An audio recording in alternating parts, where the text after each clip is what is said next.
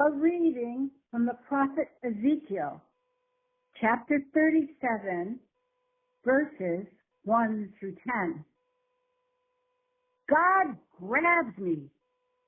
God's Spirit took me up and set me down in the middle of an open plain strewn with bones. He led me round, and among these, a lot of bones. There were bones all over the plain, dry bones, bleached by the sun. He said to me, Son of man, can these bones live? I said, Master God, only you know that. He said to me, prophesy over these bones, dry bones. Listen to the message of God. God the Master told the dry bones, what's this? I'm bringing the breath of life to you, and y'all come to life. I'll attach sinews to you, put meat on your bones, cover y'all with skin and breathe life into y'all. You'll come alive and you'll realize that I am God. I prophesy, just as I've been commanded. As I prophesied, there was a sound, and rustling. The bones moved and came together, bone to bone. I kept watching. Sinews formed, then muscles on the bones, then skin stretched over them, but they had no breath in them. He said to me, prophesy to the breath. Prophesy, Son of man. Tell the breath, God the Master says, come from the four winds. Come, breath. Breathe on these slain bodies. Breathe life. So I prophesied just as he commanded. The breath entered them and they came alive. Y'all, they stood up on their feet, a huge army. God bless the reading, hearing, and understanding of these words. World without end. Amen.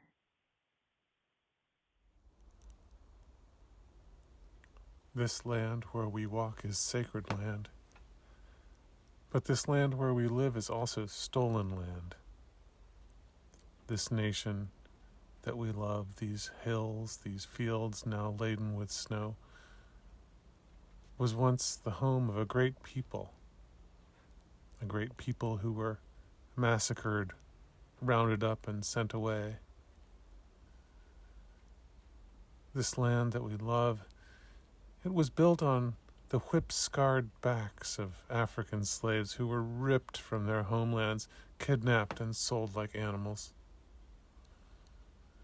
This beautiful land that we love, these forests and rivers, the skies, frowning with the weight of February snow. This place, my friends, is a valley of bones. Old bones, dry bones, bones long dead. When Ezekiel, the prophet of old, found himself in a valley, he looked down and he saw bones, old bones, dry bones, bones long dead. What a strange story. But no, it's much more than just a strange story. It's us. It's our story. Just like old Ezekiel, we look down and we see bones.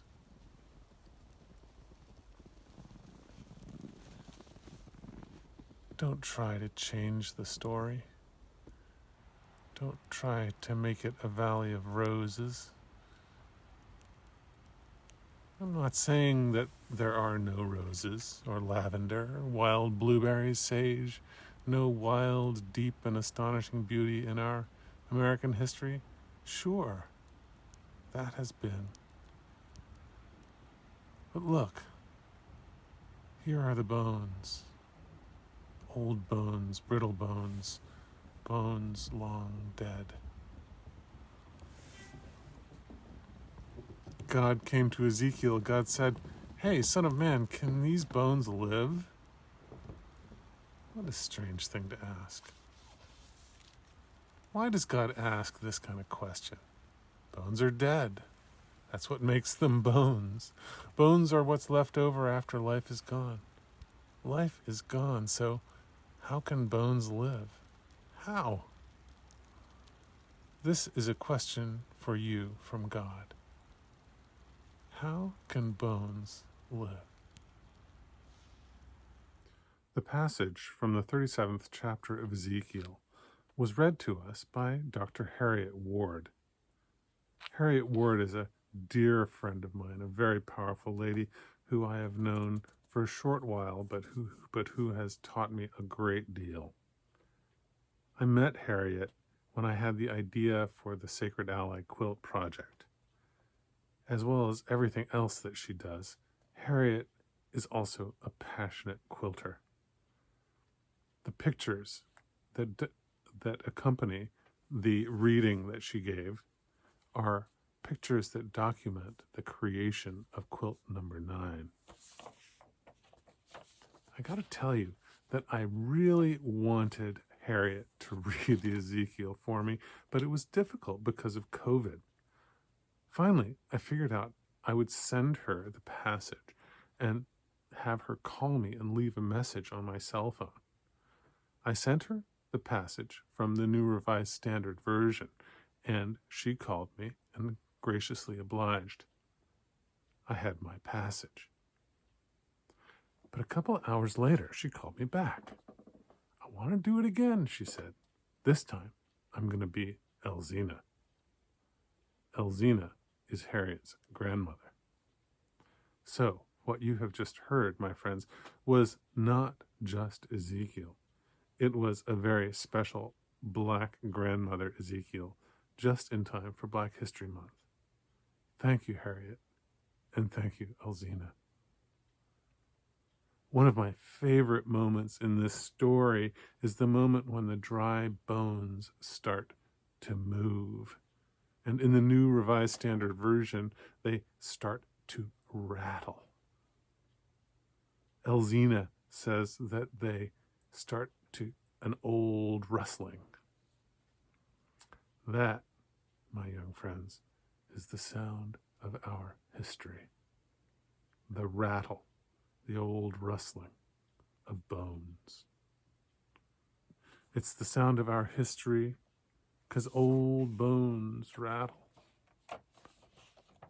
But there's a problem with this. The kind of bones that rattle are old, dry bones, bones that have been lying around for a long time. But there are new bones in our valley. The violence is not over. It's still going on. New bones don't rattle. So it's up to us to make noise. In the story, Ezekiel prophesies over the bones and they start to rattle, but they're not alive. They need something else to live. What do they need? They have a very great need. Without this, they cannot live. Without this, you cannot live either. Or me. No one can live. Eric Garner died asking for it. Christopher Lowe, Derek Scott, Byron Williams, John Neville, Manuel Ellis, George Floyd. New bones. Quilt number 9 has 3 words. I can't breathe. Harriet claimed these words. We had a rule growing up, she said. Don't move, don't breathe when a white person is around. Wait for permission to do anything. For Harriet, I can't breathe was not a current event. It was a way of life.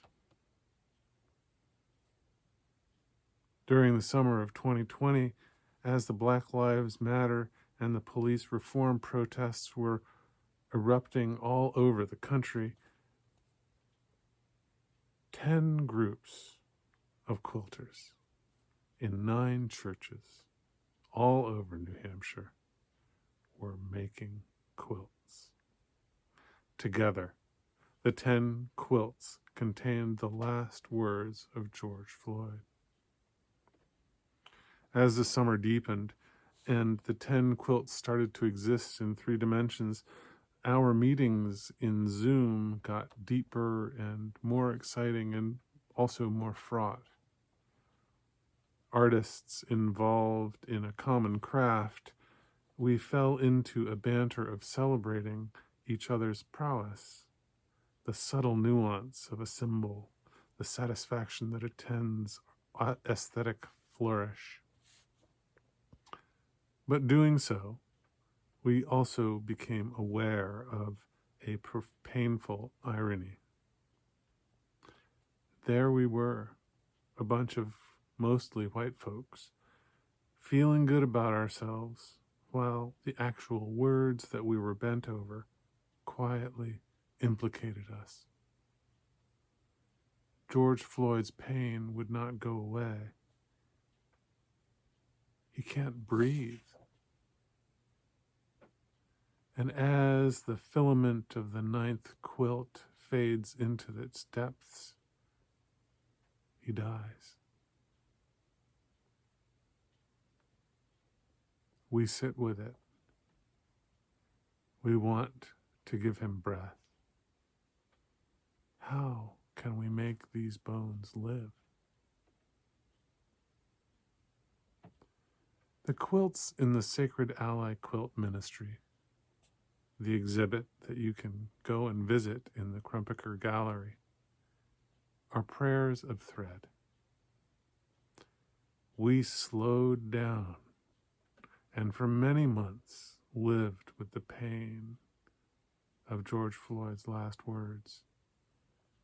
With all our hearts, we gave him the breath that he had lost. Like Ezekiel, we prophesied over the breath. The quilts in the Sacred Ally Quilt Ministry, the exhibit that you can visit down at the Krumpiker Gallery, are prayers of thread. They are a testimony to our history in the Valley of Bones. They are a commitment to the future of giving breath, not taking it away.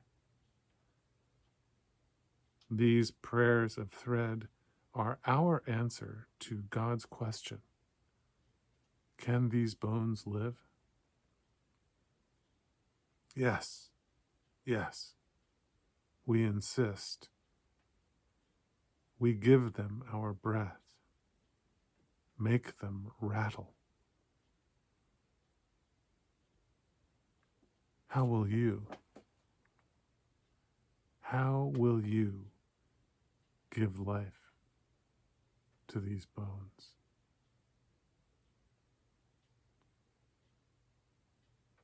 Amen.